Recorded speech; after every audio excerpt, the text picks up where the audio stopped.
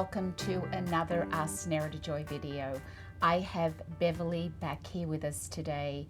Beverlee was here for her first time a little over a month ago, and she had come in with, we had noticed, we started working on her nose area last time. This was what we were really paying attention to because she had these hardened sebum bumps on her nose that I thought with, we did some extractions on them last time, we did get some of them out, but I since have given her home care where she's taken that, she's been using it at home, hoping that we've been able to soften some of these hardened sebum bumps on her nose.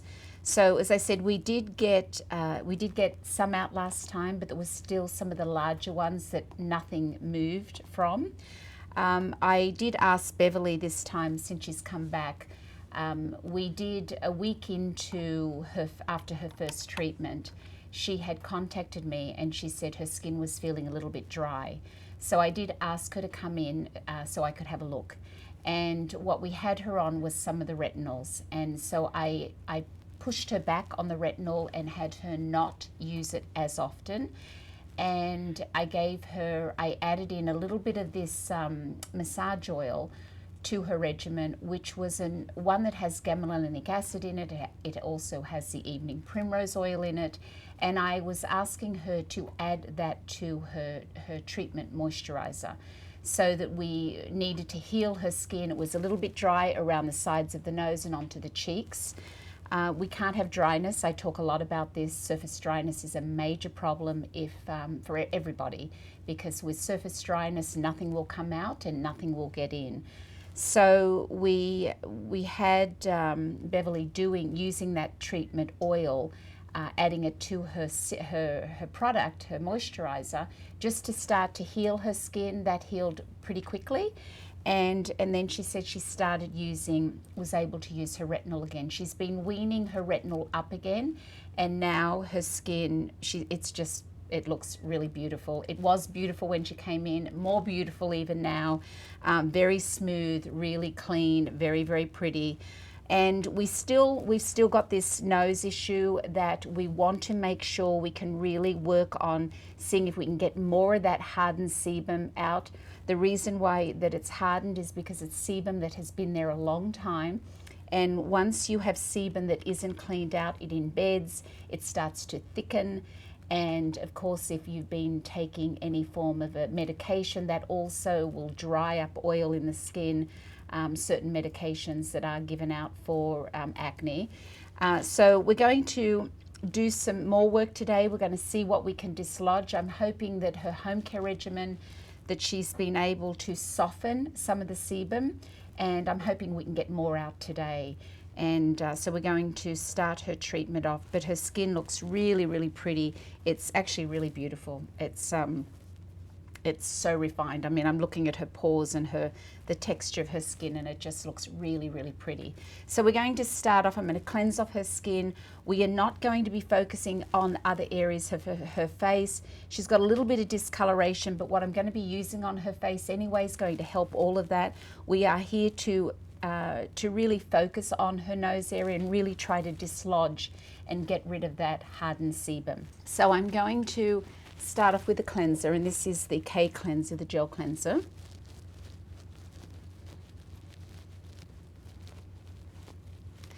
I continue to talk a lot about cleansers because it is really important, and still on my YouTube channel I have a lot of people asking me, can I use this type of cleanser? And there's all different, there's so many. I mean, my goodness, every brand has several at least. And it's just, again, I've had people sort of challenge me about foaming cleansers. And again, you have to understand that what I'm saying and what I'm talking about is what I've done for 41 years. So I'm telling you that foaming cleansers for a lot of people, including myself, I would never use a foaming cleanser. But foaming cleanser is a problem for a lot of people. And I realize, because I've had so many people ask me about this, that, a lot of people, they just get used to their face, their skin feeling a certain way. And they don't realize that that feeling is actually dryness. And it's interesting to me because I would have thought that, you know, if you move your face and move it around, and if it feels tight, that someone may know that their skin is dry. But a lot of people, I realize, are just so used to their skin feeling a certain way that they think that's normal. So I think, you know, to be safe, and for everybody that still asks me, well, can I use this cleanser because my dermatologist said that it's really good for my skin? If it's foaming, I'm going to say no, don't do it, because it's just not worth it. When you use a cleanser that's not foaming, your skin feels different, and it may not feel to you as clean. But if you're watching my How You Wash Your Face videos, you know that it's really important to use a washcloth at nighttime after you apply your cleanser to your face, and that's what keeps your skin really clean. So, you know, if you are not happy with your skin, don't go using a foaming cleanser. At least start by using a cleanser that's gentle on the skin, and that way you're not setting up a slate that could be a problem because maybe later on you want to use something a little bit more active on the skin. So it's really important that you don't want to set up your slate to be sensitive. And if your cleanser has glycolic in it, or any of the little granules, or anything aggressive, or it's drying, then that automatically is going to set up a slate to be a problem. So you want to keep your good actives for a place within your regimen where it's important and it matters to your skin. So don't set up and make your slate, your skin, sensitive just with a cleanser. Keep that sensitivity if you want to create any kind of movement underneath and lessen the depth of a wrinkle, shrink a pore size. Keep your actives for your serums and your moisturizers when they stay on your skin, and they're going to do something. So that's really important. So again, I'm talking a lot about cleansing, and for people that, you know, that don't know how to cleanse their face well, then please watch my cleansing video that I did a very long time ago, probably 2 years ago, and it is on YouTube. So, so please do that, okay? So here we go. I've just used the gel cleanser on Beverlee. We are now going to take it off, and I'm using my little my disposable sponges. And these sponges are cellulose sponges. They're very soft. They're really nice. Some of them have little fibers in them, and sometimes they're a little scratchy. So you want to make sure that your sponges are soft, because it, you know, it feels nice on the skin. And again, it's not going to create any sensitivity on the skin. So we've cleansed off Beverlee's skin. And now what I'm going to do is I'm going to do an exfoliant on her skin. Now, Beverlee did mention to me that one of the masks that she was using, or actually the only mask she's using at home, which I had given her a mask that's a clay-based mask that did not have any alpha hydroxy acids in it. And it has a little bit of the papaya in it. And what Beverlee had said to me is that she noticed when she uses her mask, when she wakes up the next morning, that her skin feels really dry. So whenever you're using a clay mask, I do say this all the time too. You don't want to let your mask dry tight on your skin, especially if you're a combination to a drier skin. If you have no surface dehydration, no outer dryness, and you're an oily skin, and if you want to let a clay mask dry, then it's okay. But generally, most people are surface dry. So I always say, work the mask into the skin. As soon as you start to feel it drying, then get a warm, wet washcloth and take it off, because you don't need the mask to dry tight on your skin, because again, it's going to make your skin surface dry. So now what we're going to do, I'm going to do an exfoliant on Beverlee, and I'm going to use one that the exfoliating mask that has a little bit of glycolic in it. I'm going to mix it with healing gel. Again, I don't want her skin to be too sensitive with this, but I do need to work it into the nose area where we're going to start working on those bumps again. I can feel it's a lot smoother. She still has there, but what I'm really hoping for today is that her, as I said, her regimen, her home care regimen over the past 5 weeks since she was in here last, is that it's softened it enough that more's going to come out today. So here we have our exfoliating mask, papaya lemon peel powder, a little bit of glycolic. It's going to be a little stingy on her skin. Beverlee's skin, it just feels so good. And her skin feels really, it feels really dewy, it feels so healthy. And her outer level, I mean, up here, I remember, I think she was a little bit sun damaged before. Did we say that last time, that you'd had a little bit of sun? So she's saying, yes, we did. But up here on her forehead, she had some sun damage up there. And sometimes when you've got sun damage, of course, that's going to make the skin darker in color. Which is going to make the skin tone uneven then. And also then you have these little fine wrinkles that are not really wrinkles. So she doesn't have that anymore on her skin. So I know she's been good with using sunscreen on her skin as well, because as I started to cleanse her skin, I could see that it was coming off. And that's really important, that you use sunscreen. Regardless of your skin coloring, it is important to use sunscreen because, you know, living here in Los Angeles especially, we have a lot of sun. So, so don't think that you can get by without sunscreen. It's very, very, very important. So we're just going to work it in everywhere a little bit, but I'm especially going to be working it into the nose. And again, I'm going to get Q-tips because I really want to work it in into that area there. So I've got my 2 Q-tips together here. And I'm just working it in. This is the exfoliating mask. I'm really sort of working it in circular motions. Just want to really see if I can break down some of the hardened sebum here. Just working this in, just softening the skin because I'm going to be trying to extract it shortly. Now, if you've been using retinols and AHAs for a long time, or just one or the other, and you know, sometimes it's not necessary to exfoliate the skin. So I myself, I do not use any exfoliating product on my face. I use retinols and I use AHAs. And once you've kind of your skin's on a rhythm with your products, because retinols and AHAs are both forms of exfoliants.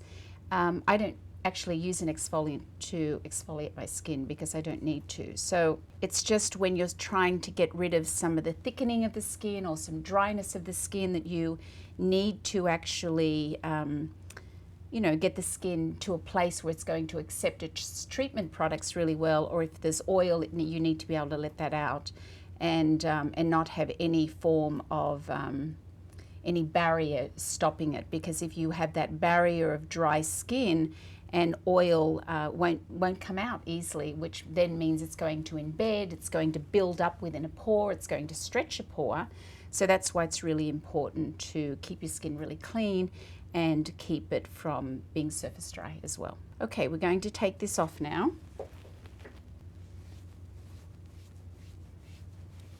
Now, in some cases, I get asked this a lot too, because you're not seeing me use steam a lot in my treatments. I get asked, do I like to use steam? And yes, I do. I don't use it on everybody, and I don't use it in every facial. And sometimes, I mean, too much is not good, because if someone's skin starts to perspire because you have the steam very close, it starts to get hot, then you're going to reverse it and it's going to make the skin dehydrated. So it's really important, if you are using steam on the face, you don't want to have it, number one, too close, and number two, you don't want the skin to start perspiring and get too hot. So it's important to always have it at a distance, quite a distance, and often I have it, I couldn't even touch it. That's how far away I have the steam, but I do have it generally going a lot when I'm massaging on certain clients, because I just like it in the background, just as a very light, warm mist to aid in the penetration of the treatment products that I'm working into the skin. So now we are, sometimes I don't use it if a skin is sensitive, or if somebody is, and I say sensitive because that's actually not always true either. But let me say, I would say probably more if somebody has heat, and heat being that they have inflammation within the body, which then comes out on the skin, and how it comes out is that I can feel that their face is hot. So as I start working on it, I feel the heat and I know there's inflammation, then I'm not going to have a heated blanket on the table, and I'm also not going to have steam going on their face either. So Beverlee's skin, because her skin is delicate and it's a fine skin and it's a beautiful skin, sometimes if you steam the skin and you make it too soft and then you go to extract, the skin will start to peel and it's not good. So I have to, you know, through working in the products that I've just done and working in the exfoliating mask, I'm wanting to be able to see if I can clean her skin out now without making her skin too soft, because I don't want her skin peeling. And as I've said this in my videos before, but a lot of people think that if you have a darker skin that it's a really tough skin, and that is not the case. You have to be even more careful that you don't upset the melanocytes or pigment cells when you're working on a darker skin. So therefore you shouldn't be doing anything aggressive or anything too strong, because then that can easily burn the skin and it will leave the skin dark in those areas for quite some time. So what I'm going to do, we've exfoliated, I'm going to work in a little bit of the retinol, I'm going to work in a little bit of healing gel, a little bit of my flavonoid, my famous products that I'm always using, and then just work that in for a little bit, and then we're going to start extracting her skin. Okay, so we're just going to work this in for a little bit. Now the more that treatments I do and the longer that I have been in this business, which this month, May, it's actually 41 years that I've been doing hands-on work. The more work I do and the more people I work on, the more I realize how important it is to layer. So I'm, you know, very often mixing serums together, layering one on top of the other, sometimes telling people, I want you to put 2 layers of this particular serum on your face. You know, it's really important with our environment that you protect your skin. And I always say to people, if you touch my face with your finger at any time in the day, my face will almost feel a little bit sticky.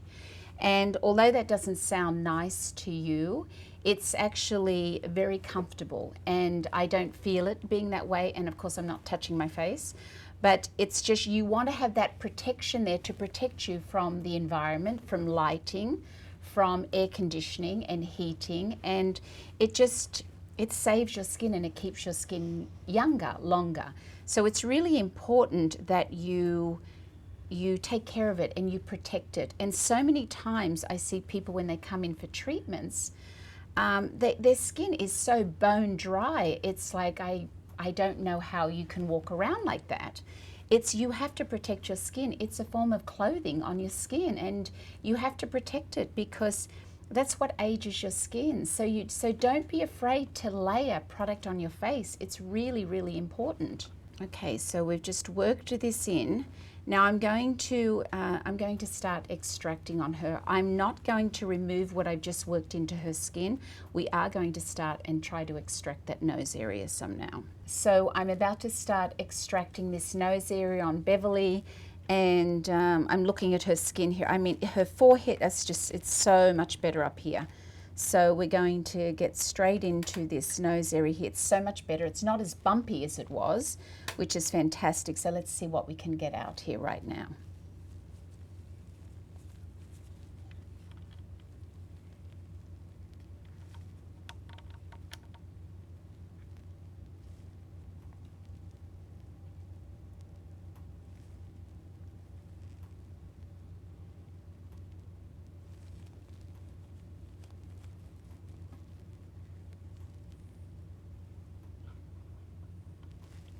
Sorry, Beverlee.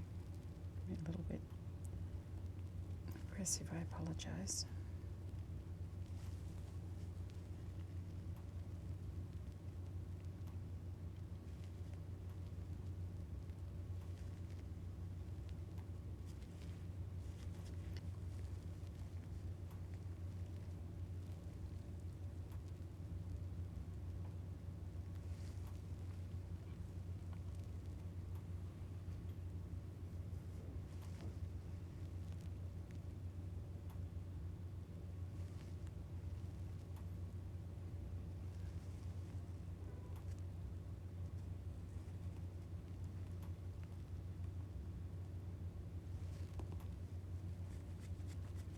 Okay, now there's something I want to mention here. If you can see, and I'm just going to ask my cameraman and see if he can see this one here. You see that one sticking out? If you have something and you're extracting something out of the skin, this hardened sebum in Beverlee's case, if you cannot move it gently and it come away easy, then it means there is still more sebum within the pore because it's connected.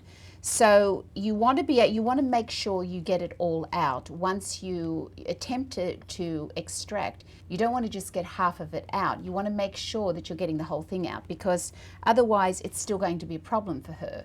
So it's really important. That's when sometimes then you have to move around, you have to get a different angle, move your hands around, move your fingers around, and just get at a different angle to make sure that it's going to come away easy, which in that case it just did. Now, that's really important because otherwise she's still going to have it in there, and now you can't shrink a pore unless a pore is clean. So it's really important that you understand that. When you're, if you decide extractions is a route you're going to go, you want to make sure at least be thorough with the work that you do. And of course you don't want to brutalize the skin. You have to do it and still be very gentle.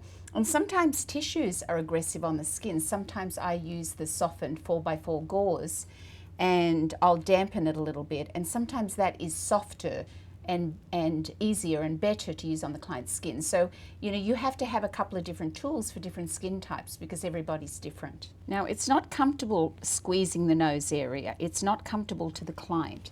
It's also a difficult area to work with for us estes. So of course there are many different types of little tools that you can use, and sometimes I do use tools in certain areas that my fingers won't work. I prefer to mostly work with my fingers if I can, because I can feel the skin and I can feel what's going on, and I feel like I have more control, and I think that's really important. So what we're getting out here now, some of these ones I was not able to get last time. So the good news is I know with her regimen she's been doing at home, it has loosened up some of the sebum there. So we are getting some things out here that were the ones that we could not get last time. So that's really good to be able to move that on out. And some of these also is just regular blackheads and oil, which would be there regardless. But what's good is that I am getting some of these hardened ones out that really were not moving last time. And I'm going to change over and I'm going to start using gauze. This tissue is coming apart a little bit as I'm working with it. Sometimes the brands of tissues they're not always fabulous, and I generally like to use Kleenex, the 2-ply, and sometimes I like, I think it's Scott's or something. There's another brand that I also really like. But if this one here is just a 4x4, the soft gauze, and I'm just going to wet it a little bit on the ends, and sometimes I think it's, it's a better choice for certain skin types to be using gauze. So here we have another one coming out here. That was a large one that would not move there the last time. So you can see it's coming out here. And some of these other ones on her nose, her nose area is definitely not as bumpy as it was. So that's fantastic that we're able to get some of this out now because she's been working in treatment products. So this is another one that was here before that would not come out last time, but now you see that's dislodged and that's come out. And see, it came away very easy, meaning we got the whole thing out. And that's important because now we can shrink that pore area. Now some of this around the nose, this is just regular blackheads that would have been here regardless. This just constantly fills up, as we know when you've got oil. It's always going to be there. It's just keeping it under control and managing it is what's really important.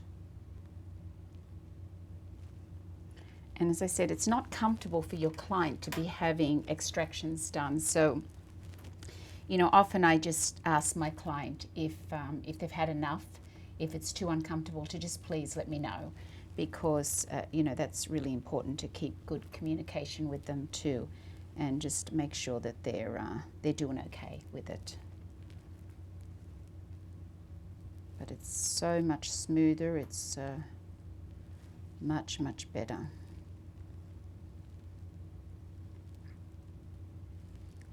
So here's this one again. There's one here that one's out now. There's one up here on the top of her nose here. We just want to see if we can get any movement from this one. Doesn't look like it. That might be one for next time. So I'm just going to change angles. I'm just going to try a couple of them again at a different angle and just see how successful we can be. She doesn't have that many left anymore, and but there's a couple there. They're smaller too on just the bridge of her nose. So we'll just see if we can get anything from there, but it doesn't look like it's going to dislodge from those ones, no. Okay. But a much smoother nose area there. And I notice there's a couple here on the cheeks, so we're just going to work this. So we've got a couple here on the cheek that we're just going to extract. Her skin is really clean, but we're just going to just check here, see if there's anything else we need to take out while she's here. So what I'm doing here is I'm just standing. Sometimes I like to stand up and just move down. I want to look under the chin area and see what's going on around the jawline and under the chin, and just make sure we're not missing anything. It's really important to be thorough with your work. Make sure you're looking to see that you're not missing anything that you know, is important to be removed. So we're still getting some more out here down on this chin area, the base of the chin. It's often a very sensitive area around the jawline, so it's something that is really important that you check it out and make sure there's nothing there. Alrighty, we've done a good cleaning there. She doesn't have that much left on that nose area, just there's a couple of larger ones on the side, but not even as large as they were last time. And but we got some good ones that were there before that we couldn't get out last time, so that's really good.